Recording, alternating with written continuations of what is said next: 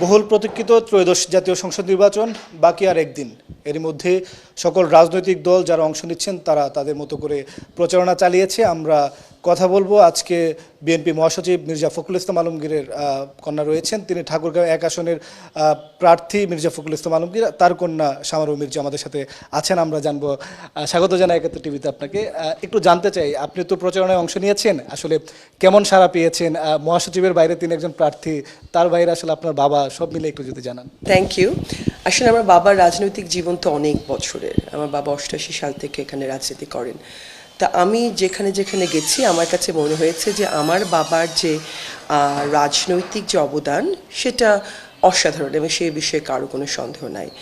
আমার বাবাকে সবাই প্রচণ্ড ভালোবাসে, অনেক শ্রদ্ধা করেন, এবং এই জন্য আমি অনেক গর্বিত বোধ করেছি আলহামদুলিল্লাহ। এবং আসলে রাজনীতিতে আপনার শেষটা হচ্ছে জনগণের হাতেই, কিন্তু জনগণের হাতেই সে ক্ষমতা। আমি ভালো সাড়া পেয়েছি। আর ডেমোক্রেসিতে তো আপনার দু দল থাকবেই, দলমত নির্বিশেষে যে যাকে ভোট দেয়, তো সেটা থাকবেই। কিন্তু আমার কাছে মনে হয়েছে যে ইটস পজিটিভ। আর যেহেতু আমার বাবা তার সারাটা জীবন এই জেলার জন্য কাজ করেছেন, ক্ষমতায় থাকুক আর না থাকুক, আমার বিশ্বাস ইনশাআল্লাহ আমার আব্বাকে এই জেলার মানুষ সেই সম্মানটুকু দেবেন। বেশ কয়েকটি বিষয় আপনার থেকে জানবো, কিন্তু তার আগে একটু জানি যে এই আসনে নারী ভোটার প্রায় অর্ধেক, এবং এই নারী ভোটাররা, আপনারা যেহেতু গিয়েছেন, নারী ভোটাররা আপনাদের কাছে আসলে কি কি বলেছেন, তাদের সমস্যাগুলো বা তাদের প্রত্যাশাগুলো, বা তাদের থেকে আসলে আপনারা কেমন সাড়া পেয়েছেন? এটা খুব ইন্টারেস্টিং কোশ্চেন, বিকজ আমি প্রচুর গ্রামে গ্রামে গেছি। যখন গ্রামে যাই, পুরুষ নারী কিন্তু সকলেই কিছু কমন সমস্যার কথা বলে। রাস্তাঘাটের সমস্যা, বিদ্যুৎ নেই, স্কুল কলেজ মাদ্রাসার সমস্যা। আর নারী ভোটারদের কাছ থেকে আমি যেটা পেয়েছি সেটা হচ্ছে তাদের বাচ্চাদের সমস্যা, যে শিক্ষাবৃত্তি বন্ধ হয়ে গেছে, তারপরে বয়স্ক ভাতা বন্ধ হয়ে গেছে, হ্যাঁ, তারপরে হচ্ছে আপনার দেখা যাচ্ছে যে মেয়েরা ক্লাস 9-10-এর পরে আর পড়তে পারছে না। এই ধরনের সমস্যাগুলোর কথা বলেছে। স্পেসিফিক্যালি নারী ভোটারদের কাছ থেকে এই ধরনের সমস্যার কথা শুনেছি। আর কিছু কিছু এরিয়াতে আমি চাকরির সংকটের কথা শুনেছি। তবে চাকরির সংকটটা আমার মনে পুরুষ নারী সব ক্ষেত্রেই আছে। তারা আপনাদেরকে আসলে পেয়ে তাদের সমস্যার কথাগুলো বেশি করে বলবে, এটা খুব স্বাভাবিক। আপনারা তাদেরকে আসলে কি আশ্বাসগুলো দিচ্ছেন যে যদি মির্জা ফখরুল ইসলাম আলমগীর এখানে এমপি আসেন, বিএনপি সরকার গঠন করে, আপনারা তাদের জন্য কি করবেন? দেখুন, গত 17 বছর কিন্তু বিএনপি ক্ষমতায় নেই। বিএনপি ক্ষমতায় ছিল শেষ 2006 সালে, এবং 2001 থেকে 2006 সাল পর্যন্ত আমার আব্বা কিন্তু কৃষি প্রতিমন্ত্রী ছিলেন। তো আমি যখন তাদেরকে রিচ করছি, তারা যখন আমাকে তাদের সমস্যাগুলোর কথা বলছে, আমি স্পষ্টত একটি কথা বলছি যে অবশ্যই সমস্যার সমাধান তো হবে। এবং মির্জা আলমগীর তার সারা জীবনে তিনি যে কথা বলেছেন তা কাজের মধ্য দিয়ে প্রমাণ করেছেন। আজকে ঠাকুরগাঁয়ে আপনি যেদিকে তাকান সেখানে কিন্তু মির্জা আলমগীরের কাজে প্রমাণ আছে।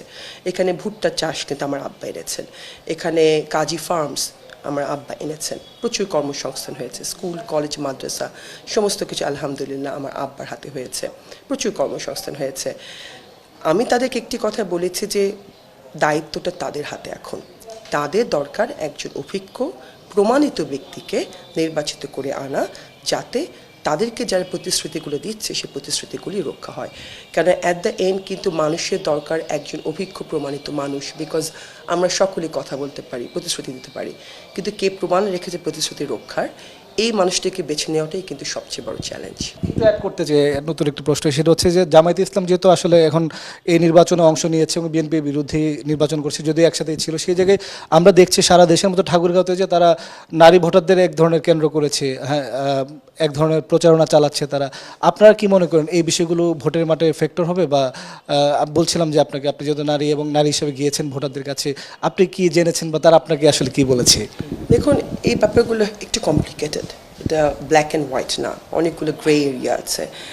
তো অবশ্যই তার নারী ভোটারদের টার্গেট করেছে, এবং এই ঠাকুরগাঁও জেলাতে প্রায় 50% মতোই কিন্তু নারী আছে।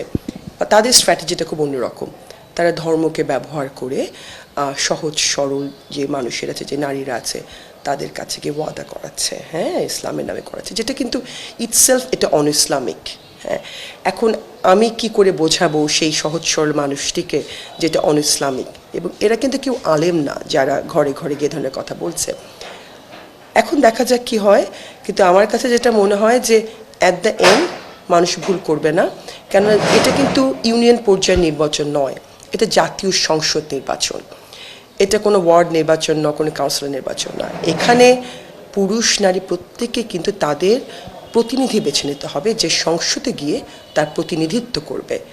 এই বিষয়টি আমার মনে হয় যে প্রত্যেকে চিন্তা করা উচিত যে আপনি আসলে কাকে আপনার প্রতিনিধি হিসেবে বেছে নিচ্ছেন।